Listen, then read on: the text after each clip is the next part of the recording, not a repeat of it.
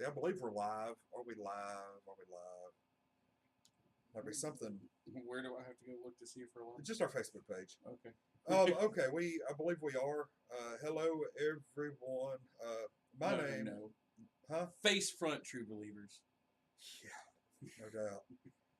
Get started right. I'm Lonnie. I'm Mark. And we are Untitled Nerd Network, brought to you by Infinity Flux in your local Satanist out Chattanooga, Tennessee. We're gonna sit around, have a discussion. I'm actually watching the chat, and this is where we're all gonna sit around and vent and talk about Stan the Man Lee, who passed away. Yeah, people want to say untimely passing. I'm like, he was 95 years old. That's a lot of time, actually. Yeah, I hate it. I mean, honestly, I wanted the guy to live to be like 180. I think once you get that old, though, you're like, we were talking about it earlier. I have to agree with you. I think that when his wife passed, it took. Yeah, we are alive. Yeah. It took everything that he had left, and he's just been kind of running on fumes the past few years, as far as just emotional, that will to live. Yeah. And because kind of like we were talking earlier, if you ever saw him and his wife together, they were, next to Gomez and Morticia, they were couple goals. Yeah. And I think his wife passing was pretty much the beginning of the end for him.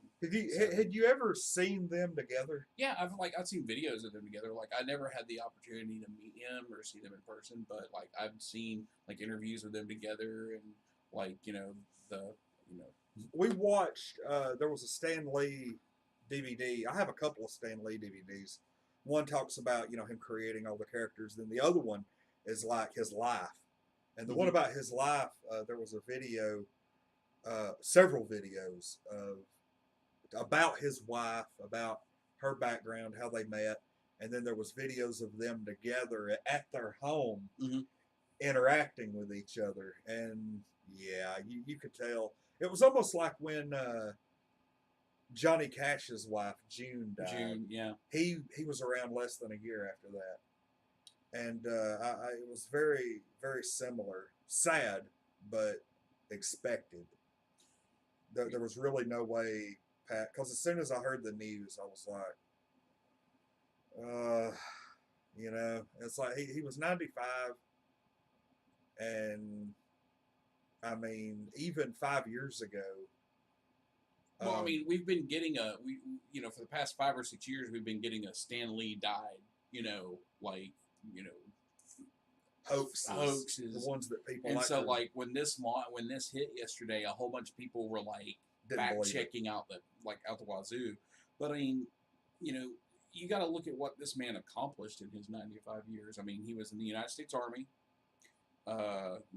He pretty much took over at the age of 19. He was made a consulting editor for Timely Comics, and which eventually became Marvel Comics. Created / co-created how many characters that everybody knows and loves today: Spider-Man, Hulk, Thor, the X-Men, the Fantastic Four.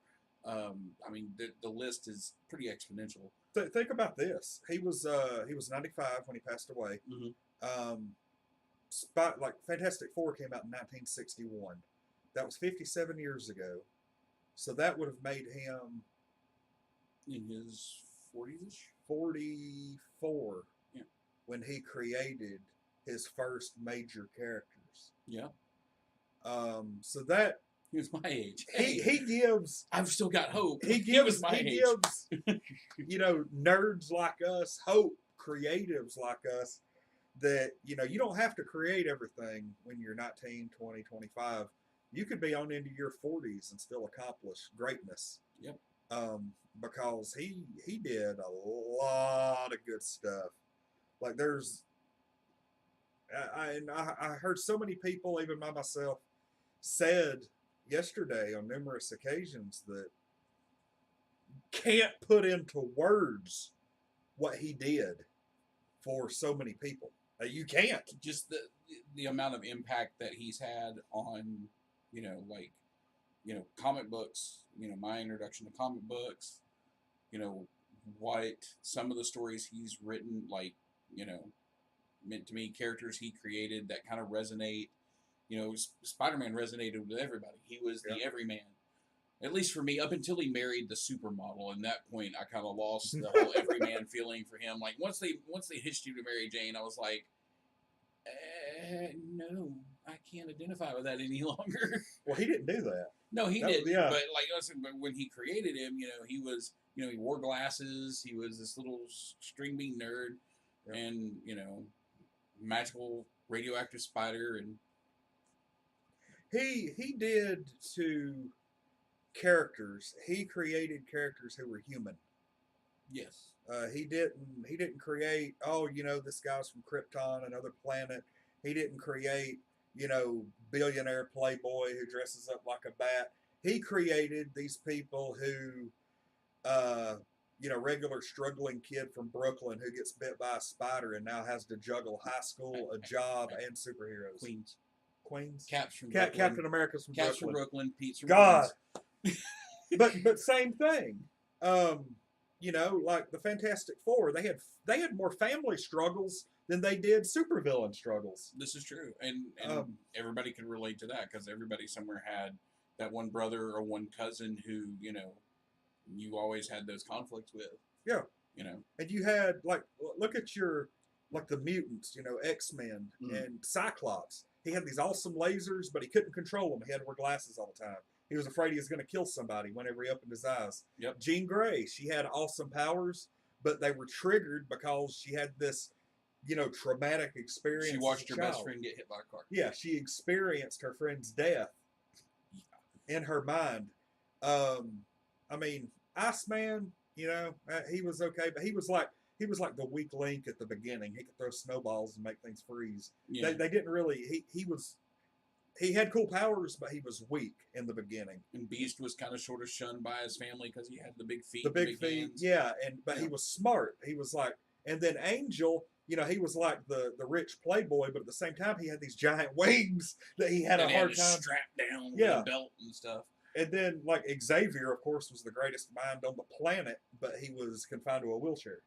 Yeah. So everybody had flaws of some sort that, you know, that not really flaws, but things that they evened them out. That you might have an awesome power, but here's this curveball we're going to throw you to make it not just overwhelming.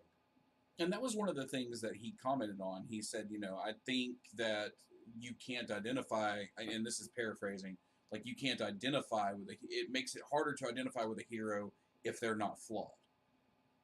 You know, and of course, you know, God, just we're gonna ramble and cut, because like my thing with him is just how he used the mutants as an allegory for racism and you know, and segregation and stuff like that. I mean, and how he used that to speak out against bigotry. He just came right out and said that Magneto and Xavier were, you know, basically Malcolm X and Martin Luther King Jr. Oh wow! He came right out and said that. It's Malcolm X taken to an extreme right there, but okay. But it was a basic, you know, comparison. Basically, you know, he it was a very light basis, but I mean, yeah, you think about all the other like Galactus. I mean, God, this is like we're going to jump from topic to topic. Yeah, well, in this video, this is like your typical thing. People did this when he was alive. People would sit there in an interview with him and be like, let's go through the list of who you've created: the Fantastic Four, the X-Men, Galactus, Silver Surfer, and that, you know. And I'm sure he probably heard that more, you know, because people are like, oh, the main things that I'm sure Stan Lee heard, and it doesn't seem like he ever got tired of hearing it. It meant a lot to him. Is number one, oh, you created all these characters. Number two, I'm your biggest fan. Yep. Number three, you have no idea, you know, what all your work means to me.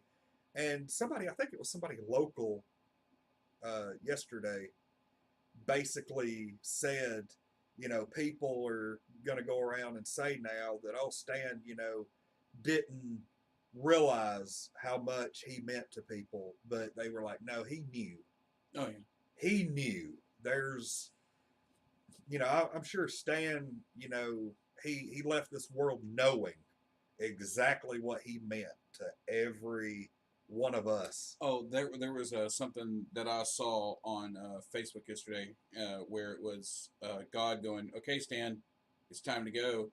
And Stan's like, "Wait, I don't get like a post credit scene or anything."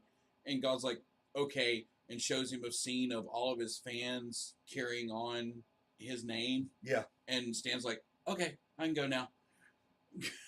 I mean, it's the meme that was going around. Oh God, there's been a ton of them. Well, over the this past was 2 days. before. This was before yesterday. Oh, The one basically saying, one day we're going to go to a Marvel movie. Things aren't going to be quite right, and at the end of it, it's going to say, in memory of Stan Lee, and that's coming with Captain Marvel here in a couple of months. no, he already filmed his scenes.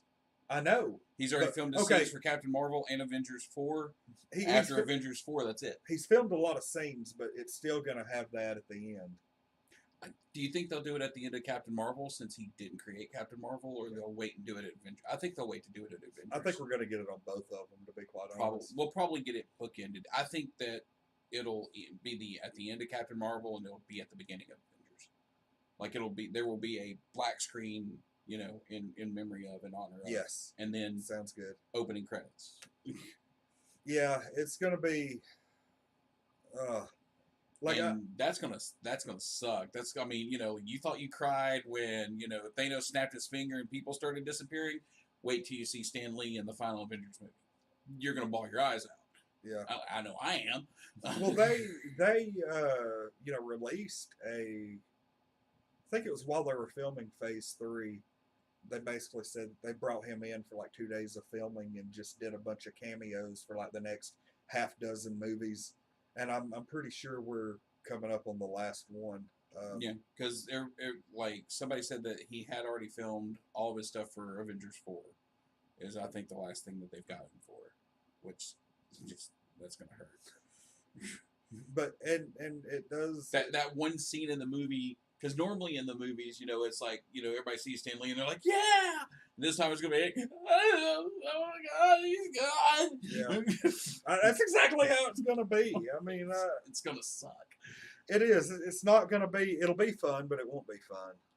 No, the meme that I kept seeing was there's going to be one time when we go to a Marvel movie and there won't be a Stan Lee cameo. Yeah. And that's when it's going to suck even worse. What was your favorite Stan Lee cameo? Oh my God, there's been... I've got about 3 right off the top of my head. Off the top of my head, when Tony confuses him for Hugh Hefner, is one.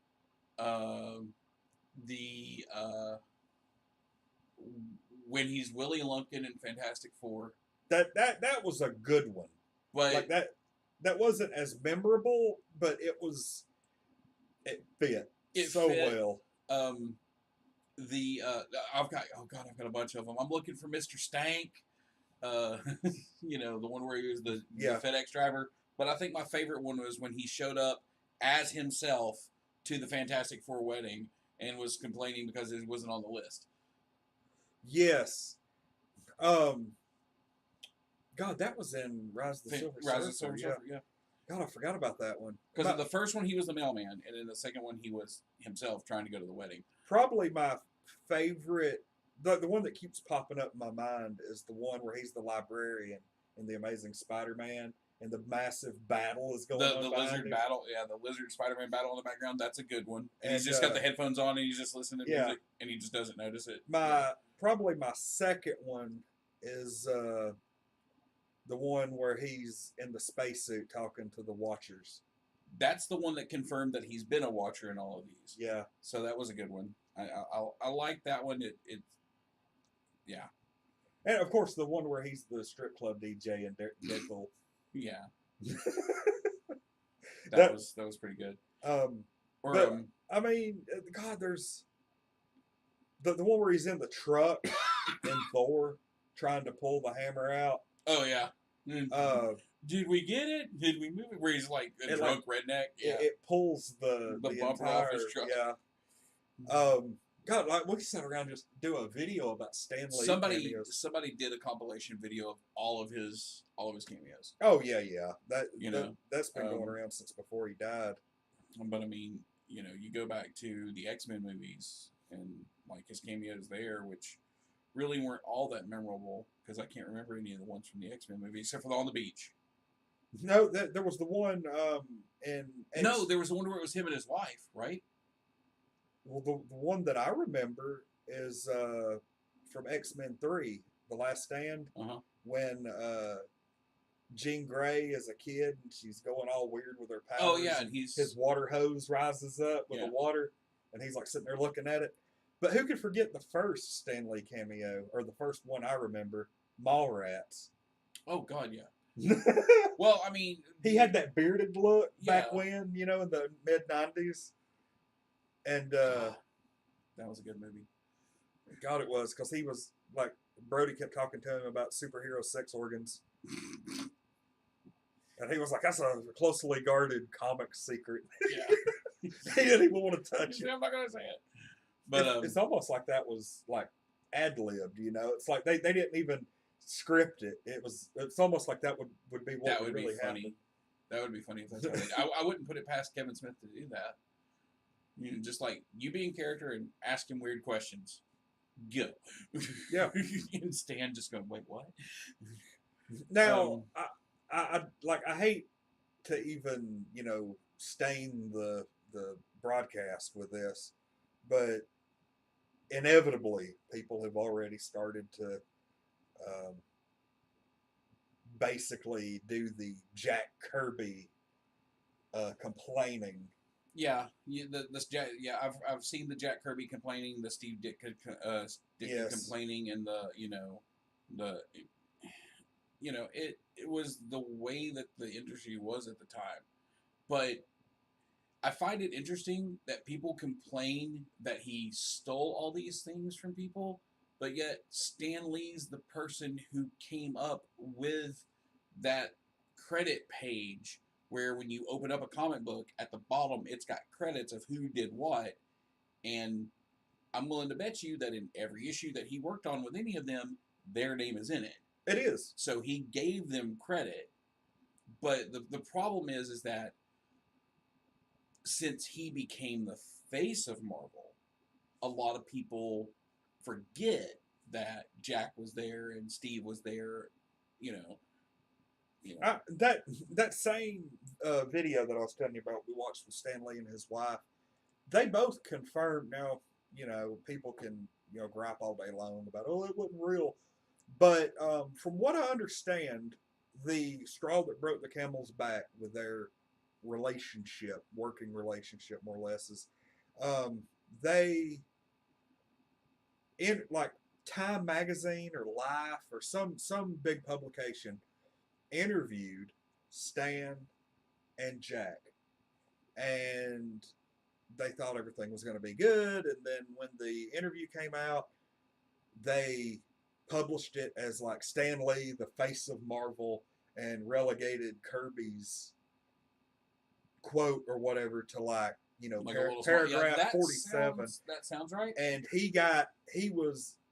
they said that both Jack and his wife were just irate and upset, and Stan apparently didn't know about it until after it was already on the shelves, and they were going they were just going crazy over it, and he was like, I'm sorry, I didn't know, and it was just a point of contention from then on. But I mean, the thing about Jack is he bounced back and forth from comic to comic. Like he was working with DC on the Challengers. Wait, was it Jack or Steve that did Challengers? No, it was Jack, because Jack and Stan did Fantastic Four. So Jack was working on Challengers of the Unknown for DC, had some sort of conflict with them, came to work with Marvel, and they created the Fantastic Four, which is pretty much Marvel's version of the Challengers of the Unknown. Just it's pretty much almost the same thing, but they have powers. And then he was working on Thor, and Marvel was like, well, that he had some sort of an issue with Thor, left Marvel, went to DC, and did the New Gods. So he kept having creative differences along the way. Now, I'm not saying that he's at fault there. Yeah. I just think that a lot of people don't know that. And like I said, it had nothing to do with anything Stan did. It was the public perception. And that's the big thing is I can't, I've never even seen a, I'll adjust that camera a little bit. Oh, you're fine. I was just sitting up more. I've never the couch is eating my soul through my butt. I've never seen a live Jack Kirby interview, like a video. I don't think he does conventions or anything anymore, does he? Jack Kirby's been dead since '94, dude. Well, there's that. But I'm saying have something to do with it. I can't. I don't recall ever seeing any videos of his interviews, but I almost feel like the public, the press, gravitates more towards those charismatic individuals. And Stan Lee, I would venture to say, there's no more charismatic individual in the comics industry than Stan Lee.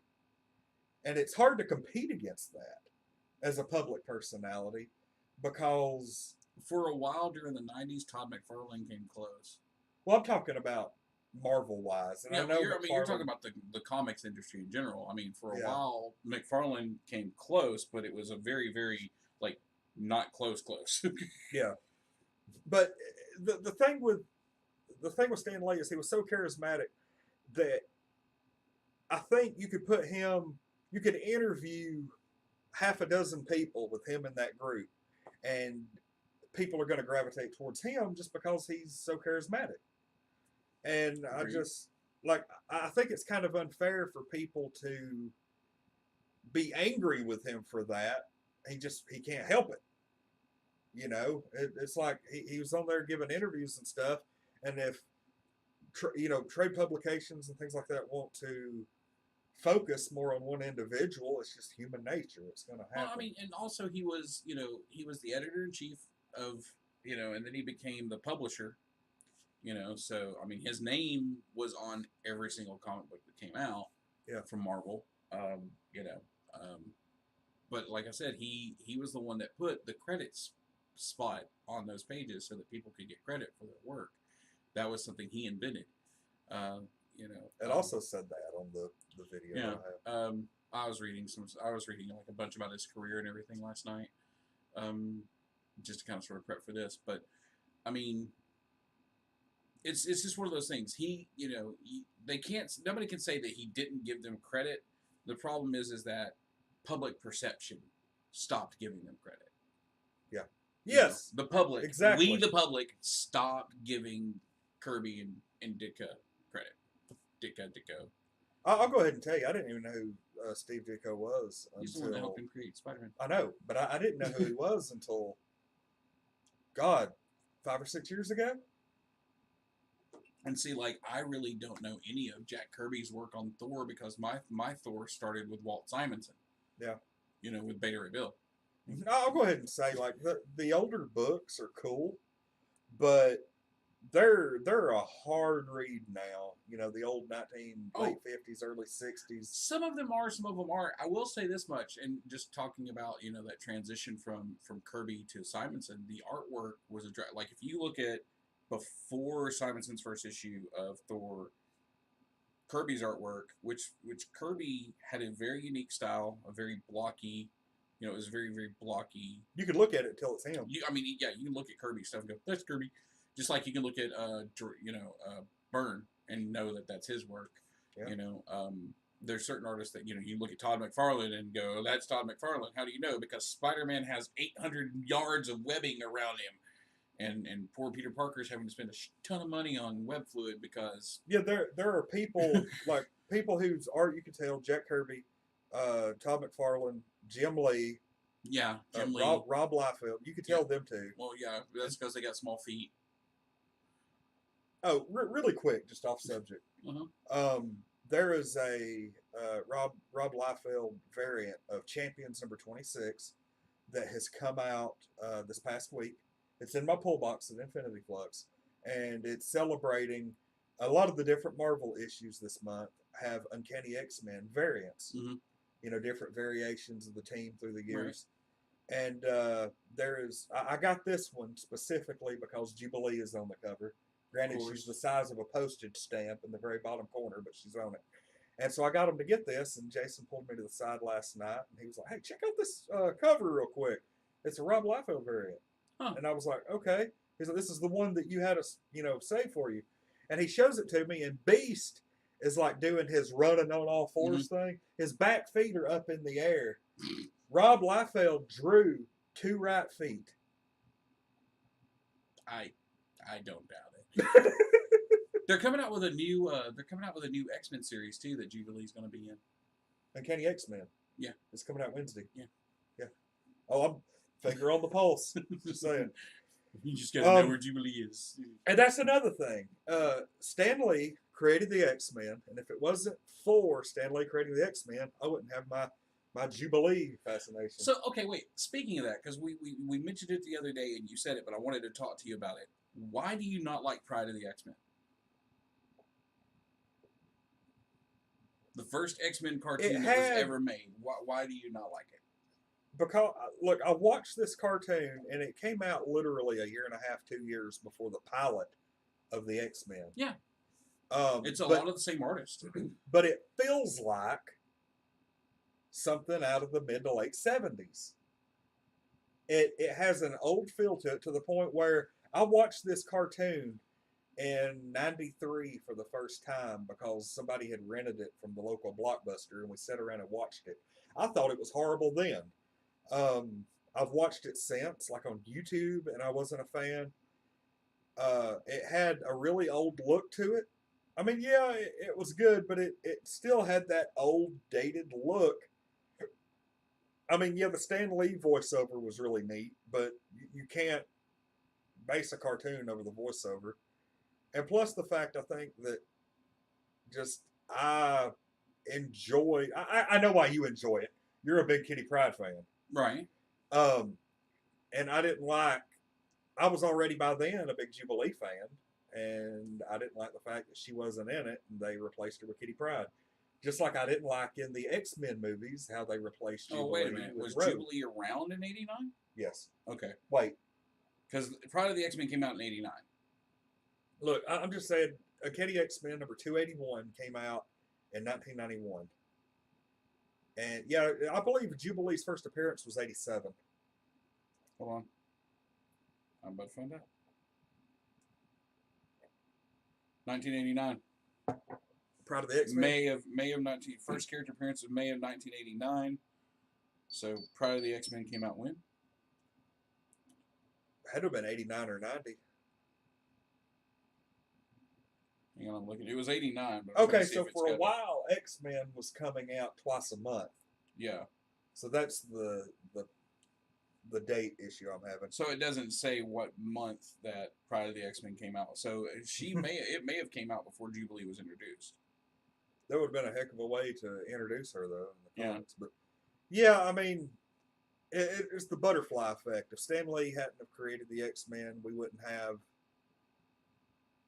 I mean, it's like if somebody was to go back in time and convince Stan Lee not to work on comic books. Oh dear God, the entire the world would change. Yeah, that's one of those things. And then the whole thing with Captain America and him creating a character that was, him as a Jew creating a character or helping to create a character or working on a character that was, fighting Nazis. Mm-hmm.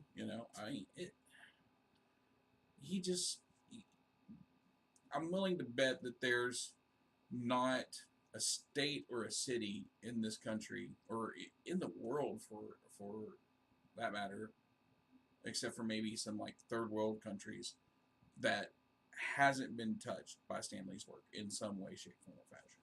Yeah. At some point in time in their life. And,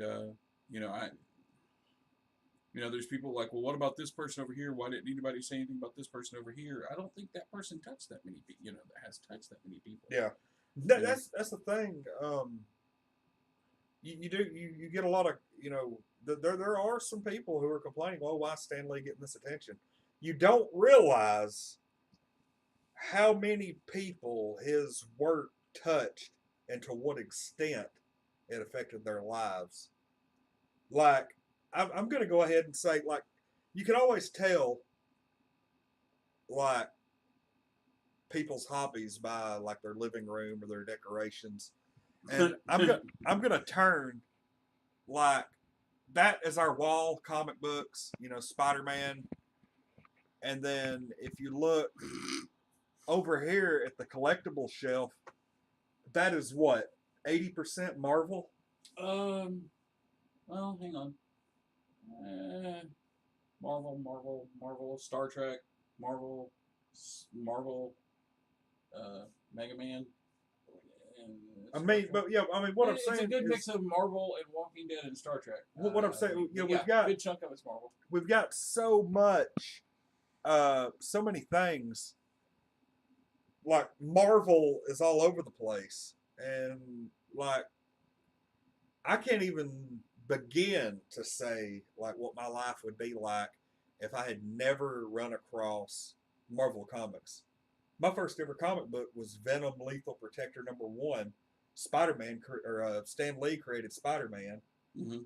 If Spider-Man had never happened, God only knows what would have, where that would have gone. I can't say that my first comic was a Marvel comic. My first comic was a DC comic, but I'm trying to remember what my first Marvel comic was. I actually think my first Marvel comic was the Jim Lee X-Men #1.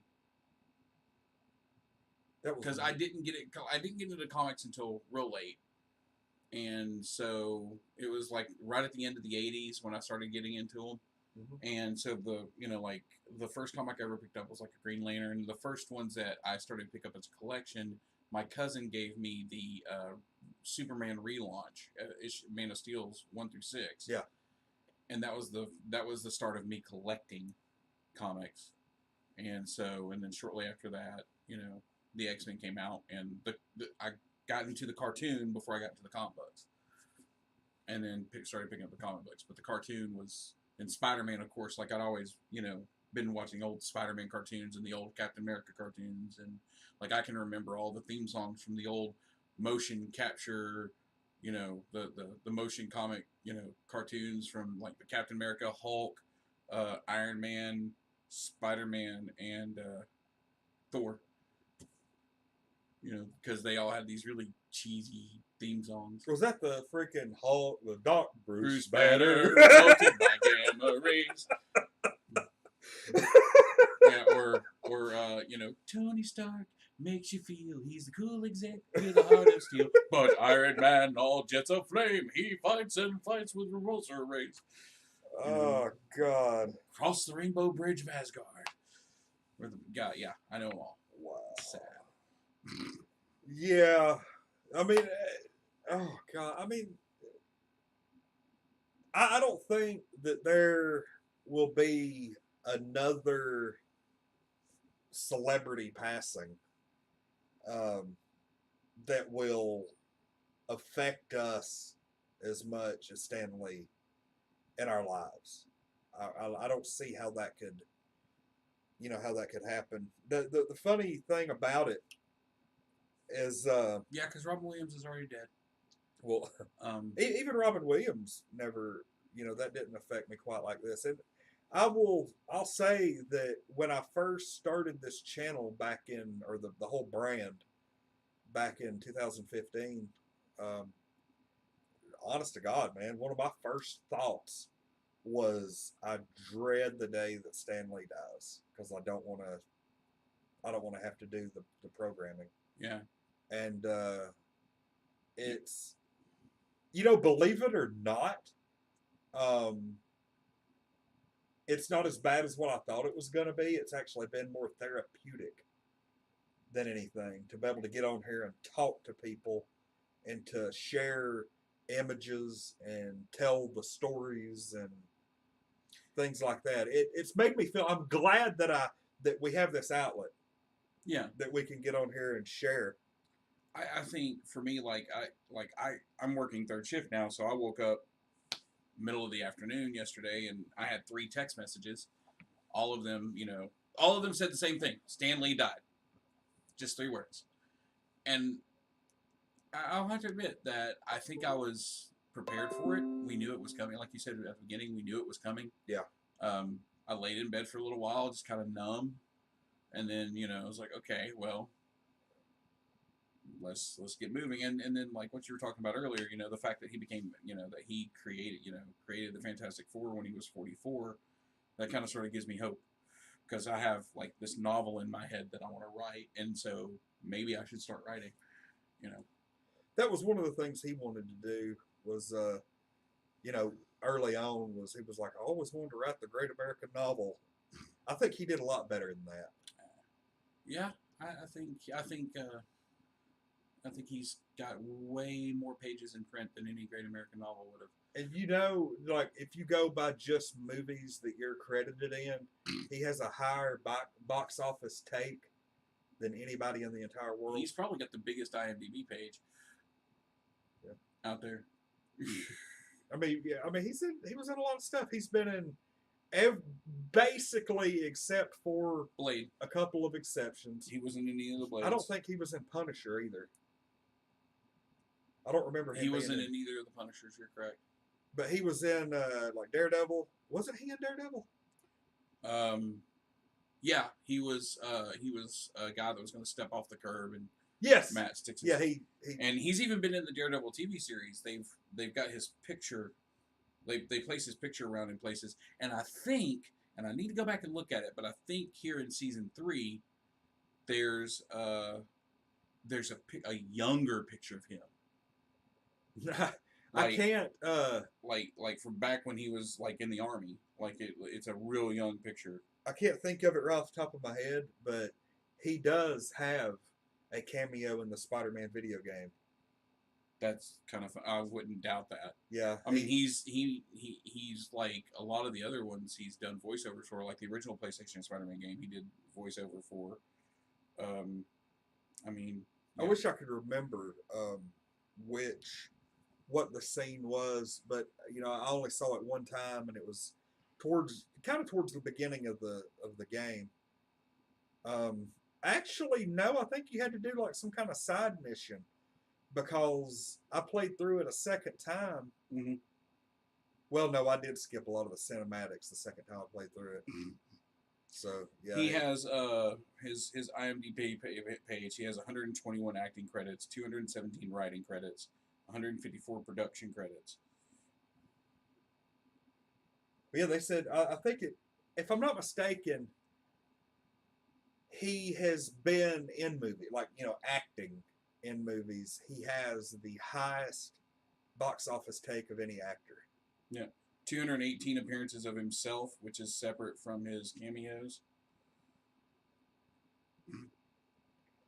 Yeah, I mean, it is. It's crazy because, I don't know, he was actually in Venom.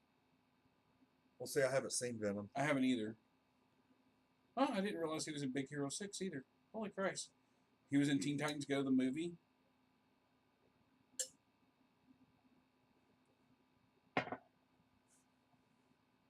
I'm just kind of looking through what he's been in. I mean, he's been in a lot of stuff.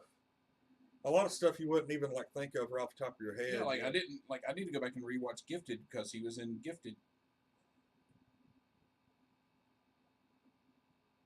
For a couple of, he was in a TV series as himself. Of course, he made an appearance on Big Bang Theory. There's a lot of people, specifically on our Facebook page, who didn't know who Stan Lee was until they saw him on Big Bang Theory. I mean, that's true. It's people who aren't, you'd be surprised how many. Okay, there are people whose fandom's not comic books. I get that. Yeah. And you'd be surprised how many people, watched The Big Bang Theory and got into comics as a result. I mean, it's interesting, but he was on Mad TV, and he played Papa Smurf on one episode of Mad TV. I never watched that show. Oh God, I'm gonna have to go find that now. I watched the first 3 episodes, and then I got out of it. Oh, you're way back. Yeah, I'm hang on, let me go all the way back to the beginning. Let's see here. Year 1, the year 1 he was He was the narrator on Spider-Man and His Amazing Friends. Trial of the Incredible Hulk, he was the jury foreman. Pride of the X-Men, he was the narrator. Wow. Yeah, Mallrats as himself, as you said.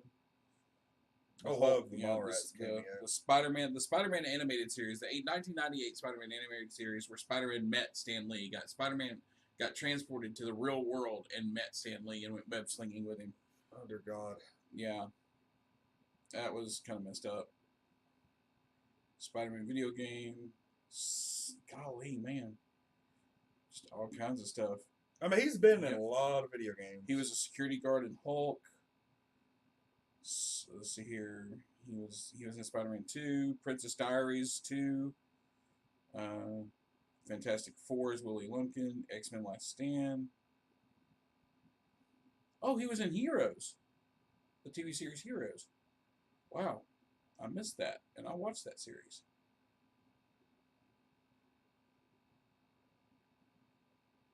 He was in The Incredible Hulk as the guy who drank Bruce's blood. Oh, yeah, I forgot about that one. That was actually a pretty good... That's quite a kick. Thud. Yeah.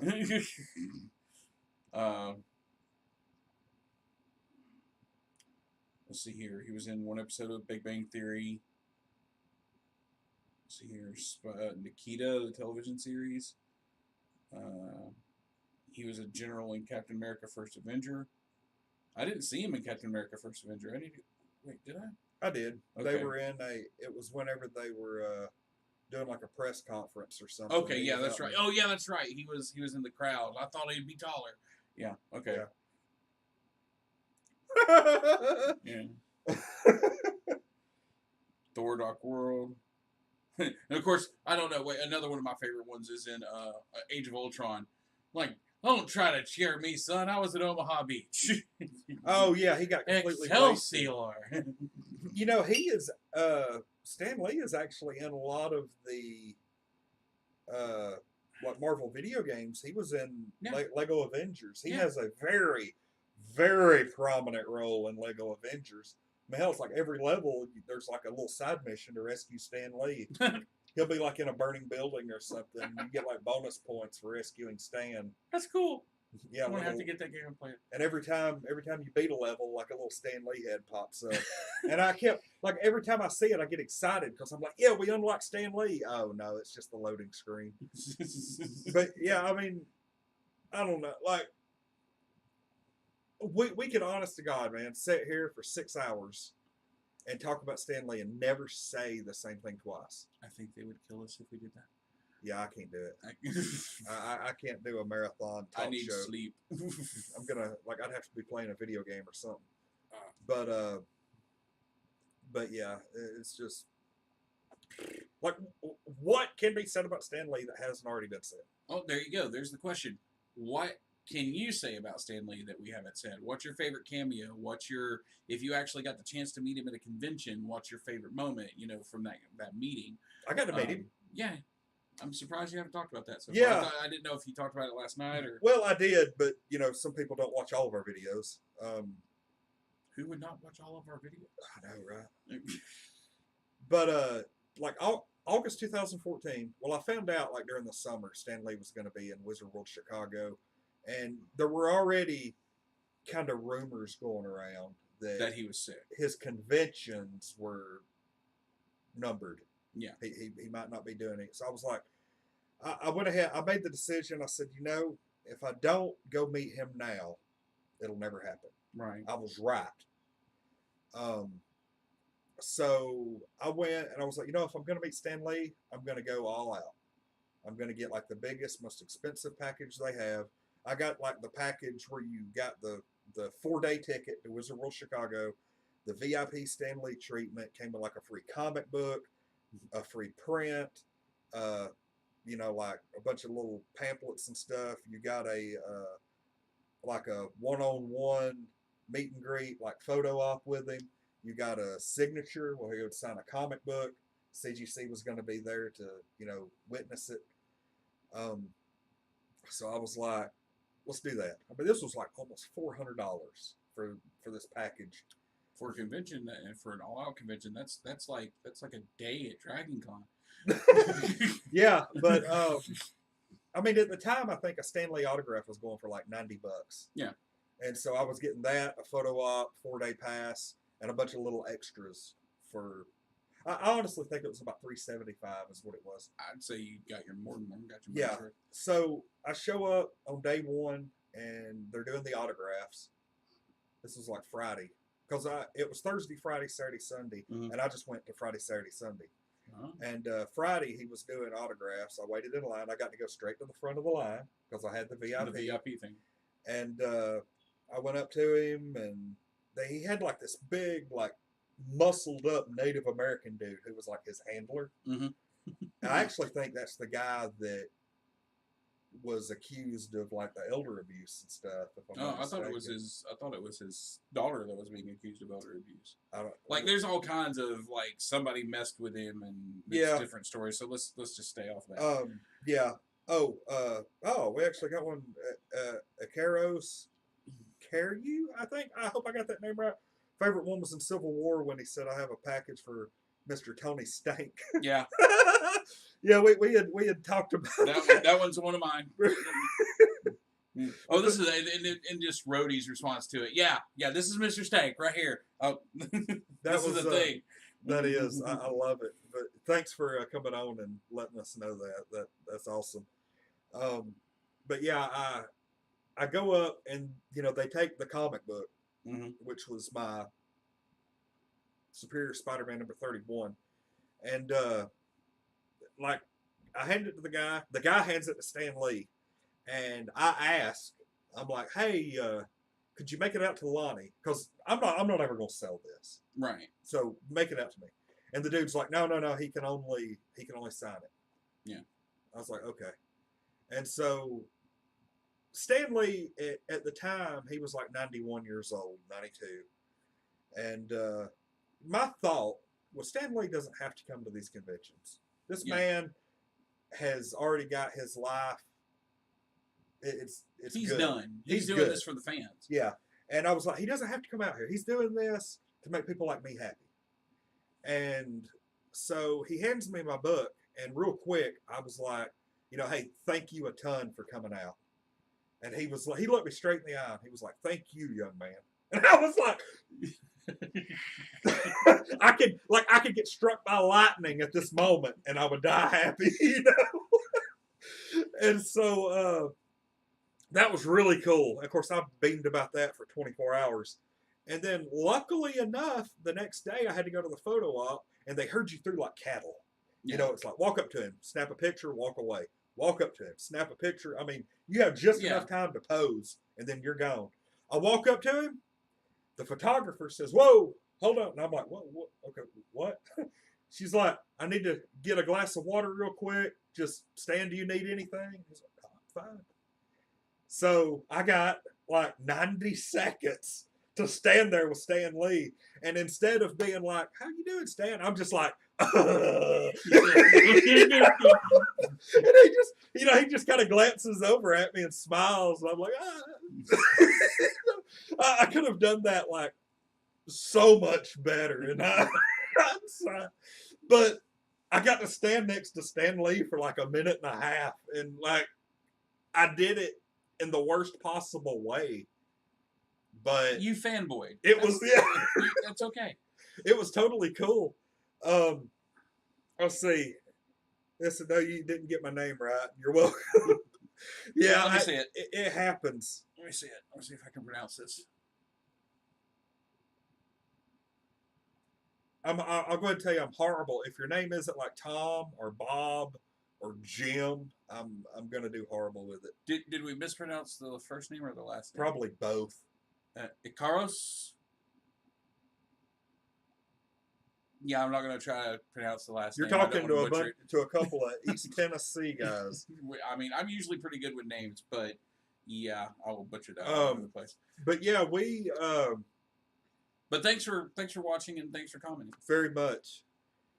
That was my weekend, and interestingly enough, and I don't want to go off on a totally different subject, but interestingly enough, I met Stan Lee. He signed my book on a Friday. Picture taken with him on Saturday. exactly 1 week later, my mother passed away. Oh wow. Yeah, so it's like it's weird how things like clump together like that. And but I mean, fortunately, I did get to show my mother my pictures with Stan Lee, and I was just like, yeah, Well, that's telling the cool. stories as it were. And but yeah, I mean that's crazy. And now here, Stan Lee 4 years later, just over 4 years later, is no longer with us. But I mean, it is. I was God. That was like the happiest weekend of my entire life. Yeah, And I don't think I have anything to compare to that except for when I'm at LeVar Burton. I would be happy about that. I, Maybe that not quite to the level for me to Stan Lee, but the thing about him is, and I know this is kind of off subject, but it's kind of sort of the same thing with you. Is something happened that didn't happen for everybody else? yeah, Because what he was doing is, you would pay your money, and you got to get one picture signed, and you got to ask him one question, and he would answer it. And so everybody was asking him Star Trek questions. Star Trek, just Star Trek, Star Trek, Star Trek, Star Trek.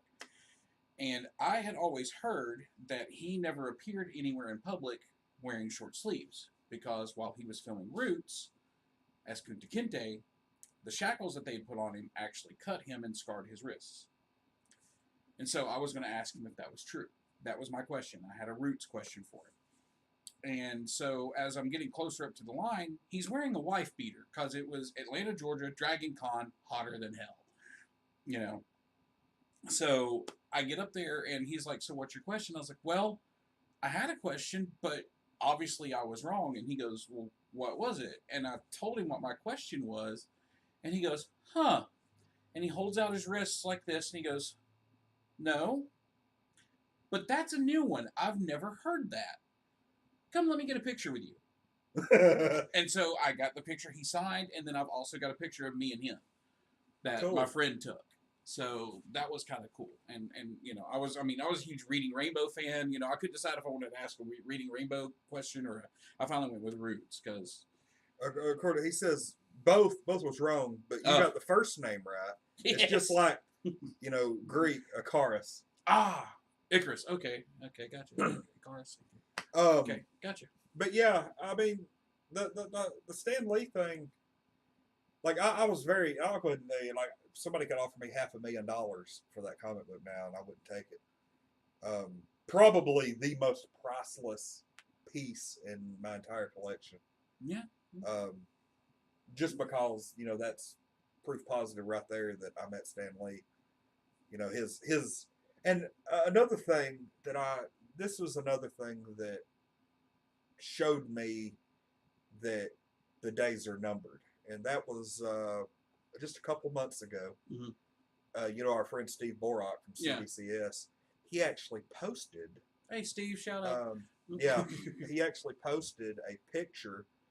I remember that because he posted the picture showing that Stan's signature was getting worse. Stan's signature was to the point where the experts could not legally verify it anymore, and that was the moment that I thought we're getting close. Yeah. He was still doing convention appearances, still trying to get out, still trying to greet the fans, and it was to the point where he couldn't sign his own name anymore. So, yeah. Yeah. Wow, we just went from a high note to a sad note. Thanks, Lonnie. Yeah. But it needed to be said. It was that was one of those things where we kind of began to realize we don't have a lot of time left. Just because something simple as that was something he's done literally millions of times, all of his life, and it was getting to the point where it couldn't be done anymore. So, yeah, I think, I think right there, in the words of the man, I think we're done. Yeah. Enough said. Enough said. I do. I hate it, but there's really not a lot of positive. I mean, yeah, we can think back and remember all the time, all the positive influences and everything that Stan had on literally millions of people. And it wasn't And just not just that. I mean, it just the fact that he fought the Comic Code Authority. yeah. You know, I mean, he got them to loosen up because there was, you know, back in those It days, was the there were Tony things. Stark story. Yeah, there was things that you could. You know, Tony's alcoholism Yep. was one of the big things. You know that he fought the Comic Authority on so that he could write these stories, and it loosened them up so that other people could write similar stories. Yep. I mean, just think of how restricted comic books would have been had he not. They don't even use the Comic Code Authority. I mean, anymore. it's still like I think they still put it on the comic books, don't they? But they don't ever. Oh, they. When was the last time they put that on a comic book? I wonder. It was in the early 2000s. Oh, really? They quit having them. Stan shut them down. Oh, sorry. I think they may still exist in some respect, but I don't think they're on Marvel Comics anymore. Huh. Maybe like Archie books or something. Even Archie those are books. becoming more Oh dear God. adult oriented. They had like Afterlife with Archie and stuff like that. That Sabrina series. But yeah, I mean, he had a very positive effect on literally millions of people, and it wasn't just in the ways that a typical celebrity would affect people, like, oh, I love his movies, or oh, I love his work. This is people. He inspired so many people to get into comics, to create comics, to write, to draw, to everything, and and we have probably millions of living rooms across the country and across the world decorated differently because of him. Yeah, I would say so. So, but yeah, I mean, despite all the good things, it still sucks that we no longer have Stan Lee in the world. So. That's, I can't follow that up. But anyway, we're going to, I guess, go ahead and wrap this, unless you have anything further, Mark. Not on this topic, no. Well, we're going to go ahead and wrap up then. This has been our live broadcast. This is probably going to be like the Stan Lee tribute that we've done, because I don't really see us really doing another and going any further, but I'm sure we'll be mentioning him throughout the week. So, but anyway, I'm Lonnie. I'm Mark. We are Untitled Nerd Network, brought to you by both Infinity Flux and your local Satanist out Chattanooga, Tennessee. And this has been our day after Stan Lee tribute.